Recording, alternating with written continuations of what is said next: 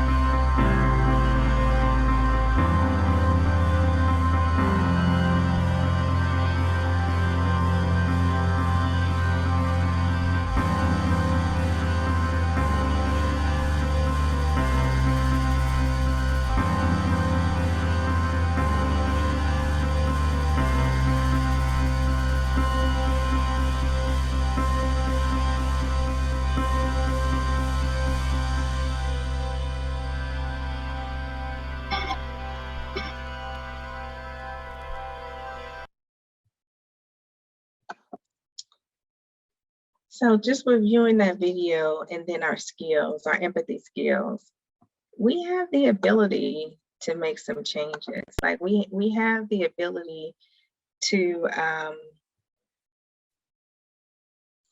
disrupt a system where empathy is maybe not be as prevalent, and almost infuse it into our culture in a way that we respond and we act towards people daily, because we don't know what they're carrying.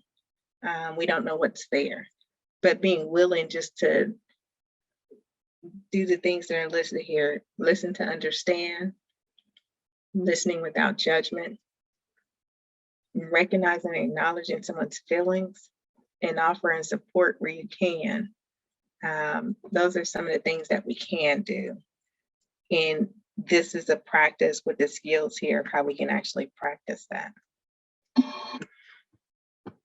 One of the things here, when you're thinking about it, and I'm not going to move you into breakout rooms for this, but it's how you're almost perceiving things and taking things in. And I shared this in my last presentation with Panorama, but it's also applicable to like daily life. And this is called the ladder of inference. And with the ladder of inference, and then thinking about the video that we just observed, this is a tool that you can use to kind of to go from hearing something to jumping all the way up to this top rung to action. So when you're working with the ladder of inference, you're actually taking the time just to understand the situation. And there may be some questions more that you need to ask to really understand it. So that's where that probing and some of that skill comes in to play. And then it's almost, you take it up to the next round where you're just filtering some of the knowledge that's being offered. And then you're making meaning of it. So this is where you might help someone to kind of make meaning and sense of it for yourself so that they understand that you're present and with them and hear them. And then assumptions, we want to put our assumptions aside. We don't want to assume things and jump to conclusions based off of one smidge of information that we're given. We want to take the time to process it and really understand what it is without infusing some of our own opinions at times. And then to just be cautious of what those conclusions and beliefs are and making sure that they're related back to that person and what their experiences are, and then moving into some type of action. So that highest piece of empathy on that spectrum from sympathy, empathy to compassion. So what are we being moved to do with the information that someone is being shared with us?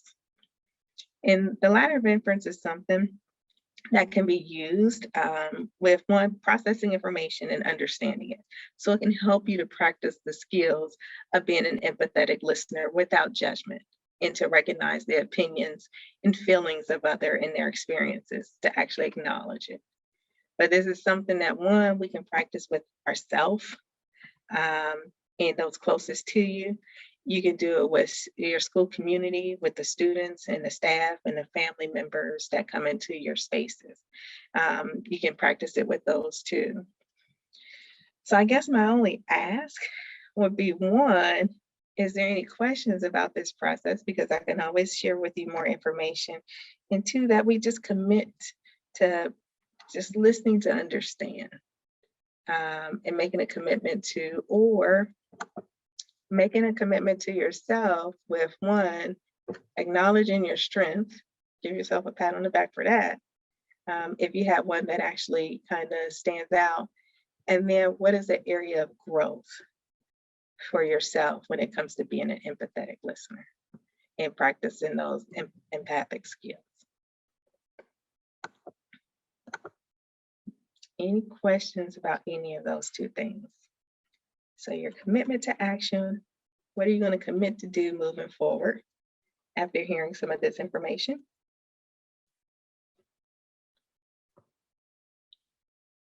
And then that commitment is going to be to whom?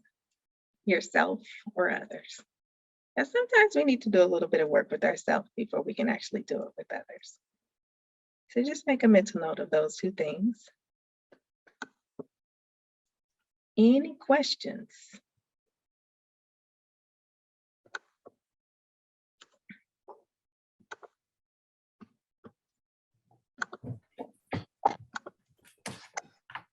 I love that commitment to action. It's a nice accountability partner for yourself and for others. So thank you so much for sharing that resource, and that it puts it kind of in the graphic helps put everything into a new light, new perspective. And I will definitely, I want to thank you all for giving up your evening and sharing some time with me today. I will definitely share the presentation with Rhea, and she may share it out with you. So use it, reference it. And if you have any questions, just feel free to email me, trivers3482, and I will do my best to be responsive at least within 24 hours, if not this evening, but definitely tomorrow. By the end of the workday, I will give a response out. But thank you all. And again, I appreciate your time with being here with me this evening. Thank you. Thank you so much, Tyree. We are really grateful for your presentation today and your willingness to present this really important content. So hand clap all around. I definitely enjoyed this presentation.